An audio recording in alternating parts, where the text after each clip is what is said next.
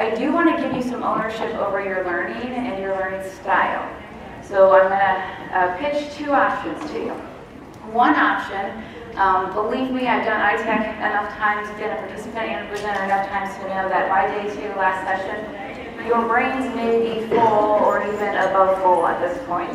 So many good sessions, so many good ideas, so many good tools. If your brain is up here and you're like, I just came because I want to see if there's a new tool I don't know about, and your goal is to just get a list of tools, then what I'm going to ask you to do, if you get to my bit.do/Sarah for Education, my presentation, if you go to about the 4th slide, there's a resource with a bunch of tools. So if that's your goal, feel free to go into those tools. Couple options, if that's all you wanted and you need to get on the road and just take them with you, completely fine with me. If you're like, no, I'd really like the space and time just to sit and play around, if you want to sit kind of back here in this area, play around. You do all have edit rights to the doc, and I'll make sure you know which slide you'll be seeing. You can make yourself to, give you a slide number. This slide here, slide 10, that's the resource I was referring to. You will have edit rights to it, and what I'm going to ask is if you decide you want to stay here, go ahead and just kind of explore, but write down any type of ideas that come to your mind in our collaborative doc. I also have a place on there where you can add tools. If you've ever heard me speak before, you know one of my common things I'll say is, it's not about the tool. So even though I'm going to show you some tools are changing so quickly, there's new tools every day, it's really not about the tool. So if you have a tool that's already working for you, or you know about, feel free to add it to that tool. So that's option 1, just to give yourself space and time to search around, play on your own. And if that's your style, I'm just going to have you sit kind of back here. If your style is a more hands-on approach where you want to experience some of these, like your students might, and you're okay being my student, and you want to do that, and if you want to collaborate, have somebody to talk to process with, then I'm actually going to ask you to come up here. I really did not expect as many people. I've got some chairs in a circle. If the circle's not big enough, grab another chair, but my collaborators and hands-on come up to the front if that's your style. Okay? So I'll give you a second to decide.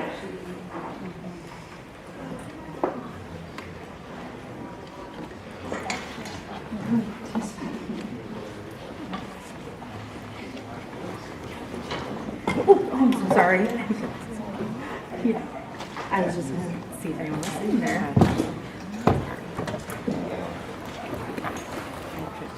And if at any point you change your mind, you're like, okay, I got what I need to get on the road, or I need to just have explore time, and you want to move seats, or people in the back, if you decide you want to engage, if you realize it's not that scary, feel free to jump up here. So just meet your own needs today. But I do want to get you to bit.do/Sarah for Education. For my folks that are going to hang with me and collaborate, our outcomes for today are just to develop an awareness and an understanding of how tech can support formative assessment. I actually prefer to use the term formative evidence, and I'll explain why here as we go. We'll gather information on a selection of tools. I'm bringing some tools to the table. I'm also hopeful you'll bring some tools to the table. And then you'll get a chance to try them as a learner and plan for how you might use them in your situation where you work. Okay, I'll give you about 10 more seconds to get to the link if you haven't gotten there yet.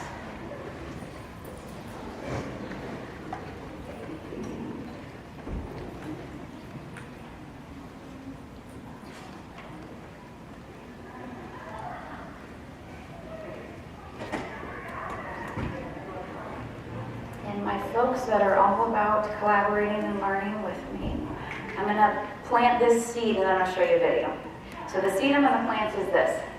Be thinking about an analogy that would work for formative assessment. I'm going to show you a video. In the video, the speaker is going to share an analogy. Then you're going to have the opportunity to collaborate with someone near you and actually use one of my tools today to post your analogy. So that's where I'm headed. So be thinking about an analogy you could make. This is Dylan Williams. He is like the godfather of formative assessment. So he'll share with us an analogy that really resonates with me.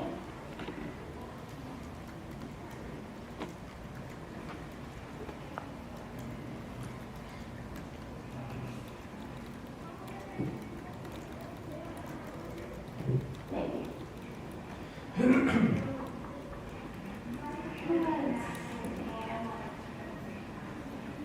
If not, I will do my best to describe it to you. Okay, I shall do my best. Thank you, Leanne.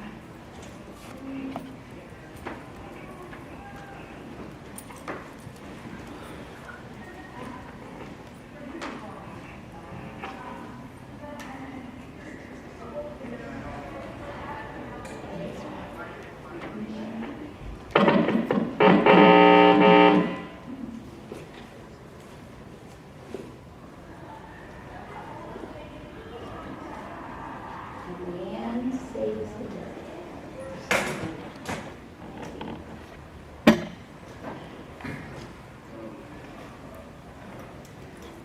To me, formative assessment describes all those processes by which teachers and learners use information about student achievement to make adjustments to the student's learning that improve their achievement.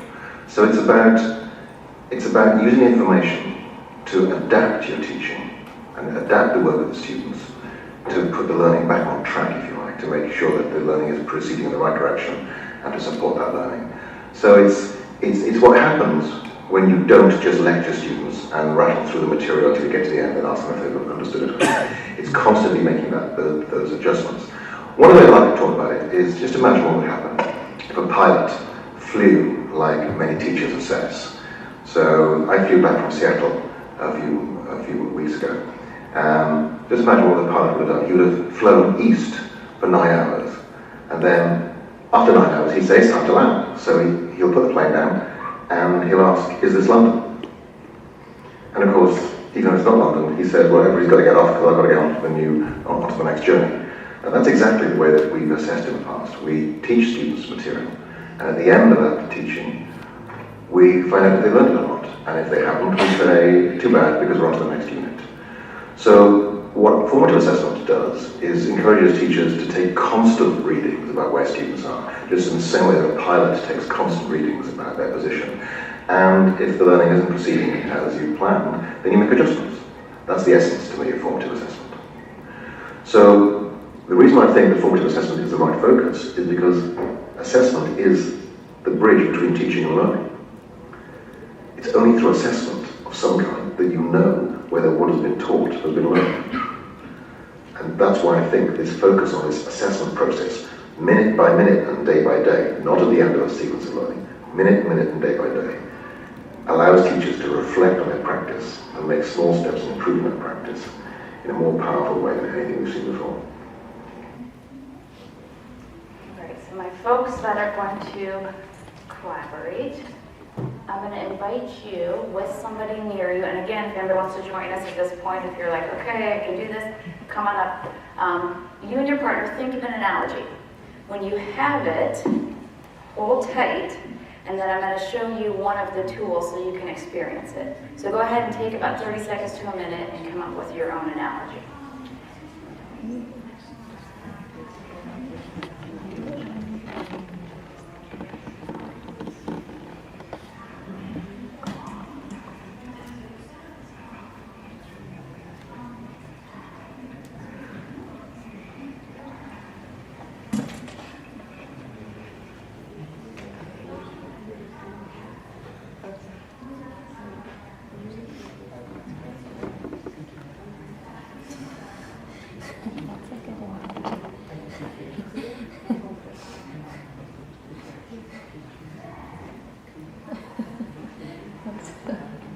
That was a good analogy. And there may be little things that we can fix along the way.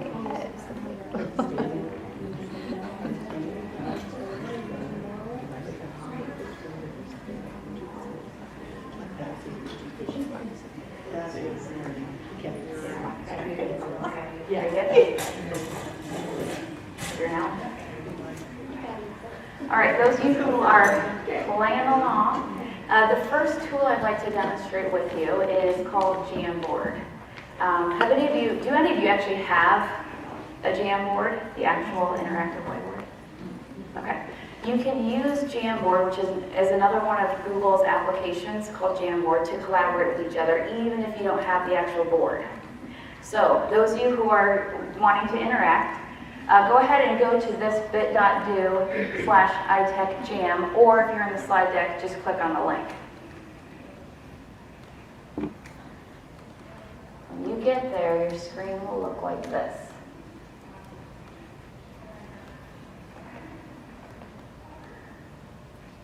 Folks that are interacting with me, I'm going to give you a group number. And what I'd like you to do, once you have a number, on the Jamboard, at the top, in the middle, you see it says 1 out of 13. Those are called frames. So you're going to go to the frame that has your sticky note of your group number. So my group 1, I'm going to model it for you. I'm going to scroll around so you can see my mouse. This would be group 1. You've got a sticky note that says group 1. So just find your group once I assign it. Then I'm going to have you respond on your frame with your analogy. Your options of tools are you can practice or try around with the writing, erase, this is a pointer, this is a sticky note, upload a picture, and then that's just a red pointer. So play around with the tools because this is really just so you can experience what your students would experience. So if you're playing along, I'll give you a group. This is group 1, group 2, group 3. Are you with us? Group 4, with us? Group 5, anyone else? 6, anybody else? 7? Okay.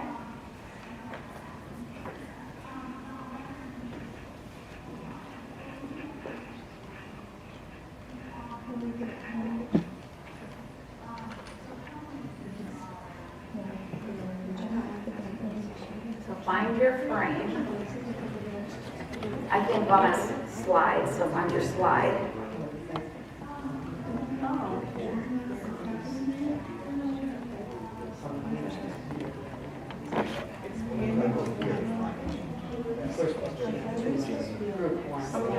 Yeah.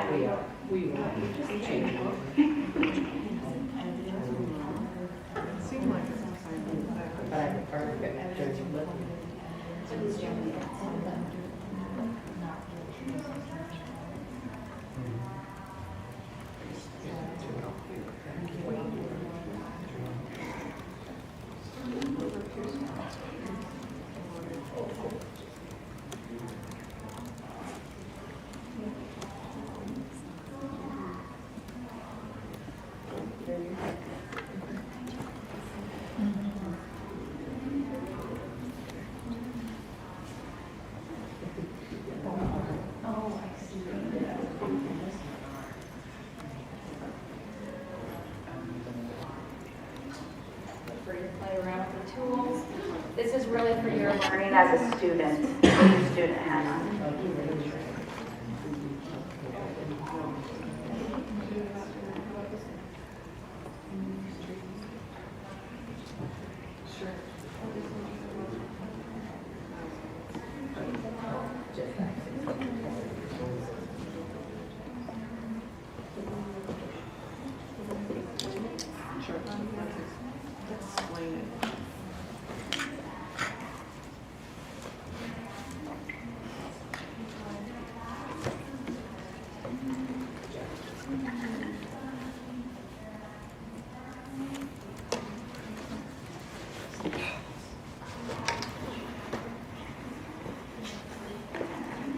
Still adding to your frame, feel free to keep going. Keep adding. So I have my teacher hat on, you have your student hat on. If I'm a teacher and group 1, I look at your slide. And as my teacher hat, I'm looking at your slide. Do I think that you understand what formative assessment is based on your picture, recalculating? I think I know what you're thinking of. I could ask you to write a more of an explanation, or I could just come over to you and say, hey, can you explain why did you pick the map? So why did you pick the map? Well, we just talked about like when you're going somewhere, if you're going the wrong way, it always recalculates and tells you where to go. And so formative assessments is constantly checking in and giving kids, access and if you're going the wrong way, turn this way. And in my head, I'm using my Siri voice. Yeah. In 100 feet, turn right. So would I know that they have it? Yes. Yes. As a teacher, I would be assured they understand it. I have to go through each one. So I've got my teacher hat on, you have your student hat on. How was this tool for you, thinking of the kids that sit in your class? How did you like this tool? I'll take 2 responses from the student ones. How did you like this tool as a student? I like that it gave options for, ways that you could. Yeah. The options of to type, to write. Yep. Yep. One more. And then found me the sign page to go to know where I was supposed to go. And I set that up for you. You could do it where they pick a slide or add their own frame and do that themselves. Yep. Could have with their note. Oops. Oops. Sorry. And those of you who are new to Jamboard, it is just like any of the other Google tools where you share it the same way with the share settings. It lives, if you're in a tab, it'll be with all your other Googly things in that Rubik's Cube in the corner. You may not have noticed it before, but it looks like kind of like a music note, probably for jam. If you could thank your partner for partnering with you. I'm going to go through a little bit of information about formative assessment, and then I'm going to model another way to collect evidence. So just real briefly, we're all educators, you're probably not, it's probably not something new to you, but why do we collect it? It should be risk-free. When I go out with my school improvement hat on, a lot of times this is new thinking for people, that they think formative assessments, because of the word assessment, is graded. That's why I prefer the word evidence. What evidence do you have the kids learned it? This should be risk-free. Should be, I'm going to quote that. Ungraded. It's an opportunity for us as teachers to learn new strategies, to decide is it working, is it not, and if not, how am I going to change my instruction? I'll give you a second, I don't need to read to you. If you want to read it, the slide in front of you or up here, but this just talks about the difference between the formative versus the summative.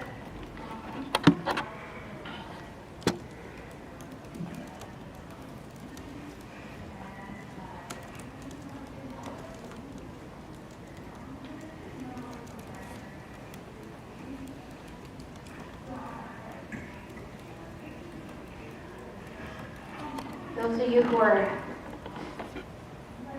working up here with me, if you could turn to your partner again and tell them what keywords stand out to you.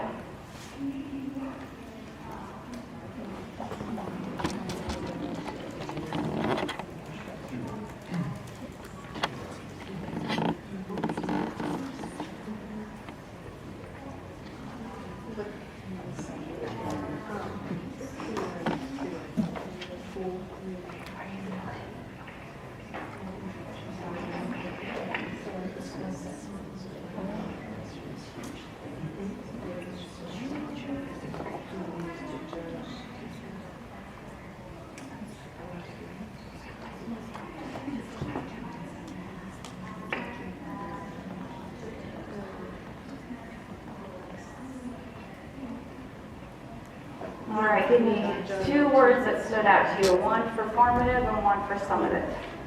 Feedback. Feedback, yep. Give me one for summative. High stakes. High stakes, yep. We'll take it. Thanks. Just some more learning.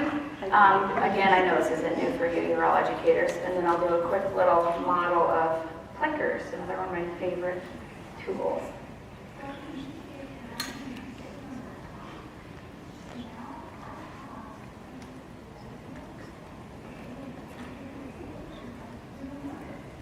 right, is there anyone in the room who is not a part of this, but is kind of a little bit interested and you want to try clickers? I'll bring a card if you do.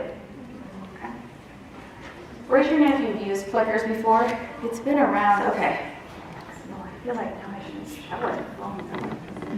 One of my favorite low-tech, high-tech tools, low-tech in terms of the kids don't need a device. Somebody? Oh, thank you. Let's do this. I think I have enough of you in the room. Raise your hand one more time if you've used clickers so I can see who I have. Turn to a neighbor around you that hasn't used it and explain what it is, if you don't mind.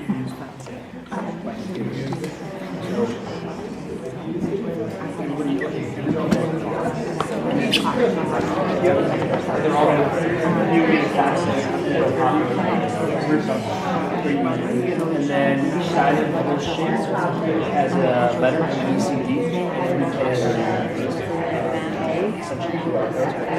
And you have so you'd ask a question about the word.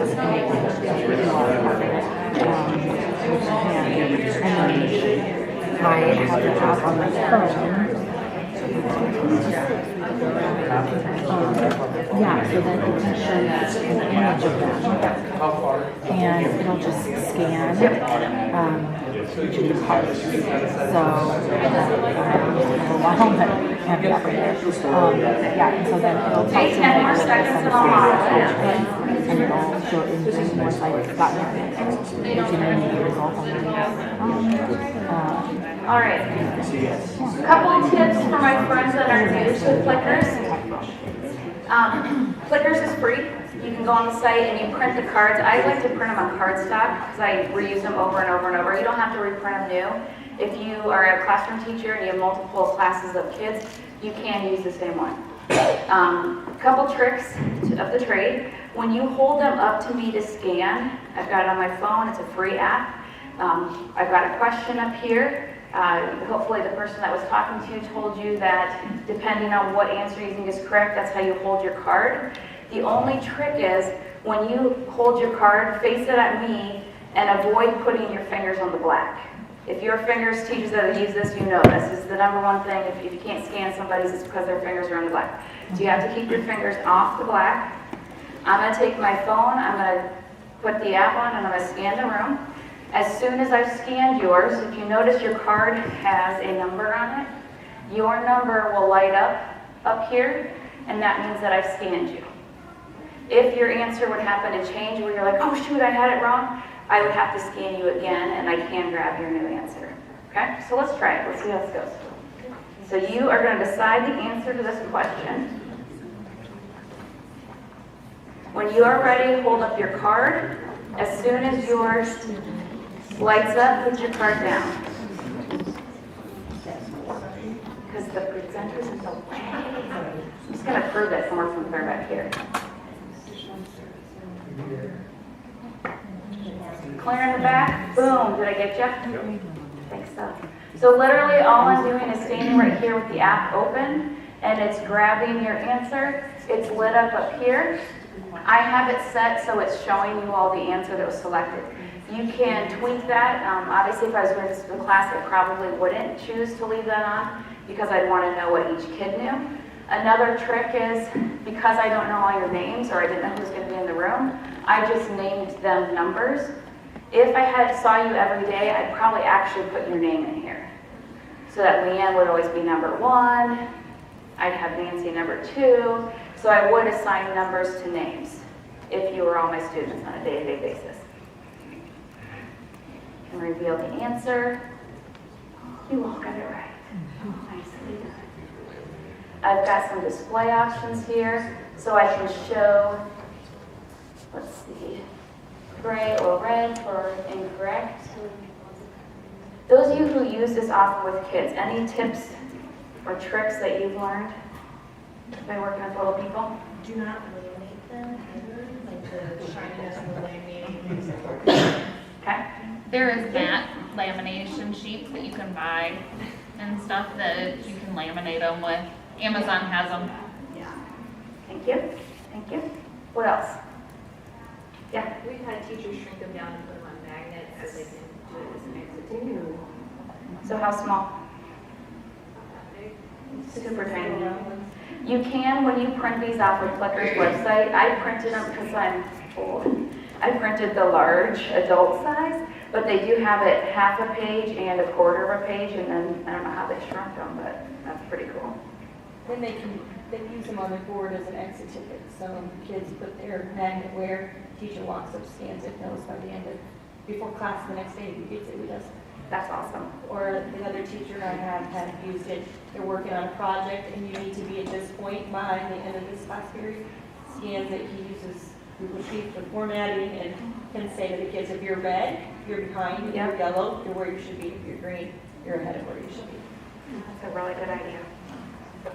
Anybody else? For my teachers that have little people, like kindergartners or preschoolers who may not have the letters down yet, I've seen teachers take like a red Sharpie and put shapes around them. Just don't interfere with the black, because the phone needs to see the black, but you can put shapes around the other parts. Okay, and I'll collect those back at the end. So hang tight. All right, let's get you into this resource document if you haven't already made your way there. And I crowdsourced my tech team, and we put together this list of some of our favorite tools. Again, just like I said when we started, it's not about the tool. It's about what data are you collecting and what are you doing with the data. But tech definitely has a part in that in terms of a quick, efficient, effective way to get the data. So this is going to be our explore time. And what I'm going to invite you to do, once you get in the doc, it is collaborative. So I'd like to invite you to look for a tool that you haven't used before and spend a little time playing around with it, maybe set up your account, talking to other colleagues in the room. Just for a quick little whip around, I'm going to ask one by one who has experience with these, and if you could raise your hand nice and high and let your colleagues look around the room at you in case they have a question they can ask you. Then during the Discover playtime, they can know who to go to. Has anyone used dot storming before? Okay. And I'm actually going to end this session with a dot storm and let you vote on your favorite tech tool today. So at the end, you'll get a chance to say, this was my favorite, and you'll lock it in. So our dot storm will look like this. I've already put all the pictures in of all the tools. If somebody adds a new tool that's not up there, I can add it quick. Then you'll all get, I've given you all one vote. So you'll go into my dot storm and you'll vote one up. I could have given you more votes, but that's a feature you have as the teacher. Okay, next tool, Edulastic. Do I have any experience in the room on this one? Alex, a little bit? Okay. Pear Deck, anyone? Okay, so put your hands high, look around if you need help. Those are your experts. Little E, I always say. Flipgrid. Loving Flipgrid. There you go. A lot of helpers in the room. Seesaw. My favorite tools in the world, especially for little elementary folks. Quizlet. Okay. Mentimeter. A few people over here have experience if you need help. Kahoot. Oh yeah. Insert learning. Oh, excuse me, I skipped one. Quizzes. Okay, another popular one. Insert learning. About 3 different people. Alex, put your hand up so they can see you. Google Forms. Graded quizzes now. If you haven't checked out that feature, check it out. ClassKick. Couple ClassKick folks. Jamboard. People that got into that, you just used it this morning, this afternoon. Clickers, you just used it. Show Me is an oldie but a goodie. Anybody do Show Me? Okay. Padlet. Love Padlet. And Go Formative. Okay. So playtime, help each other. There should be talking, add things that aren't up here that should be up here, please. I did link in a bunch of video tutorials, so feel free to play them and make lots of noise.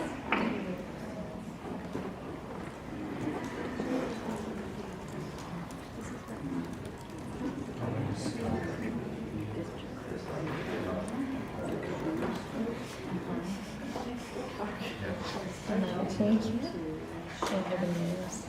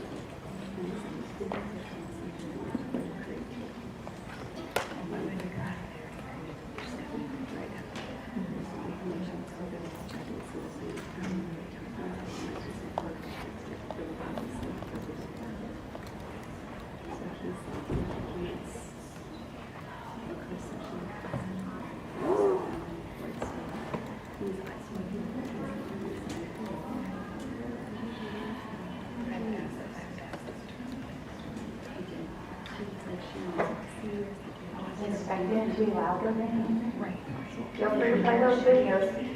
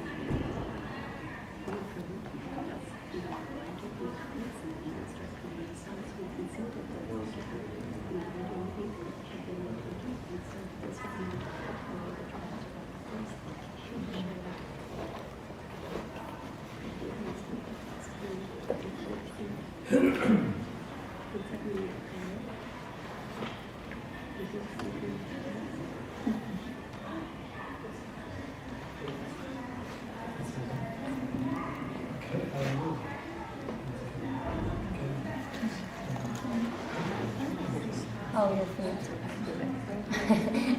Because I have like it's no mind.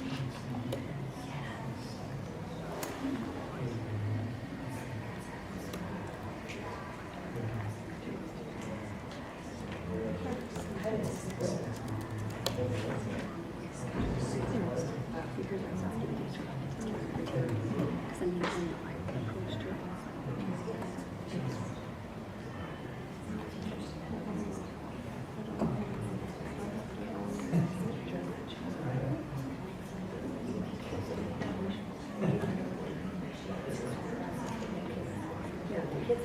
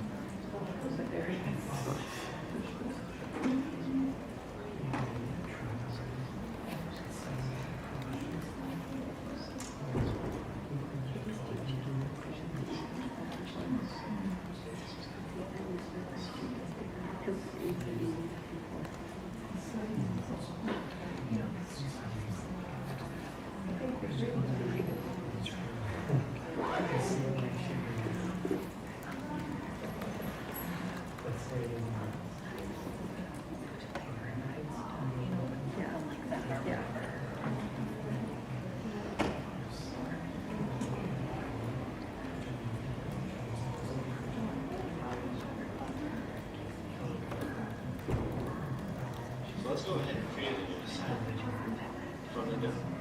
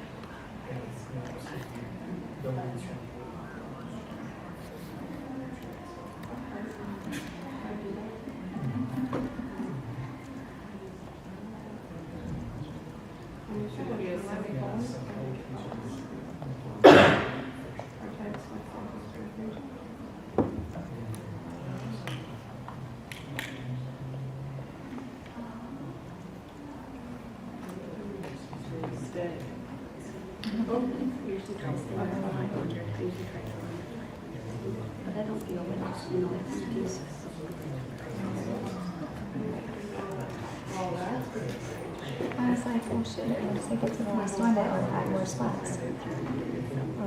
I should have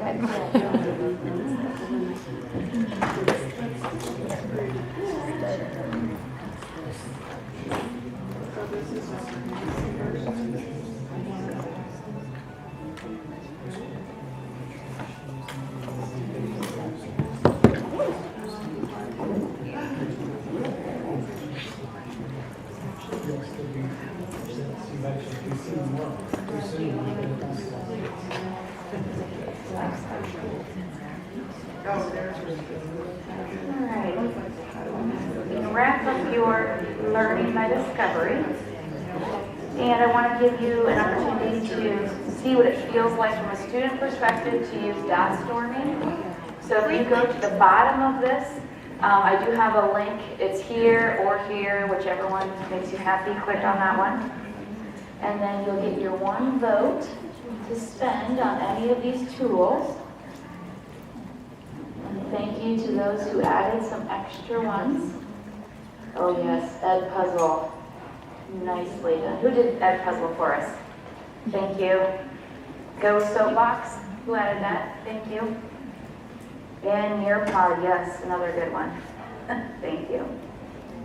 So go ahead and vote For your favorite. Mine took a little bit to load when I first launched it. Because there's so many pictures in it. How did we get to that?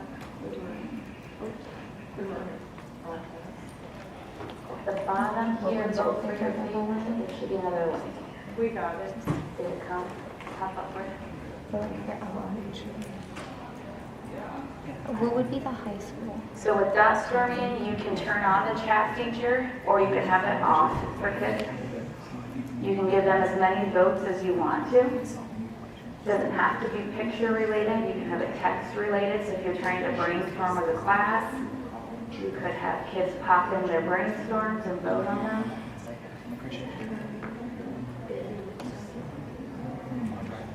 And I do apologize, that's gonna take a minute to load. I don't know if I had it turned on where you had to enter your name. I guess I'm not sure.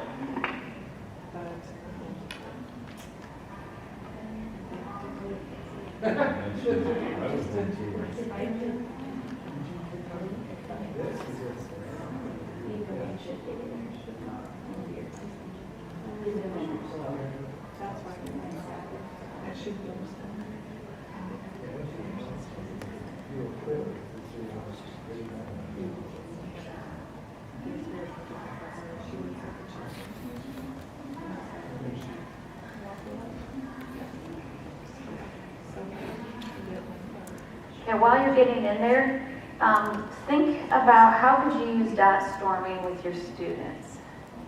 Let's just end by crowdsourcing some ideas. How could you use this? I think this would be great to offer for students to elect how they're going to showcase their learning Yeah. at the end of a unit of some sort. Like, here are your options of things. What would you vote to choose to do?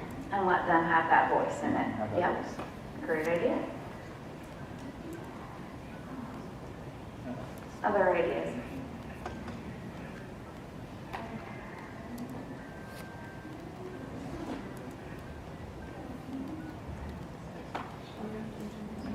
Is anyone else getting this? Okay.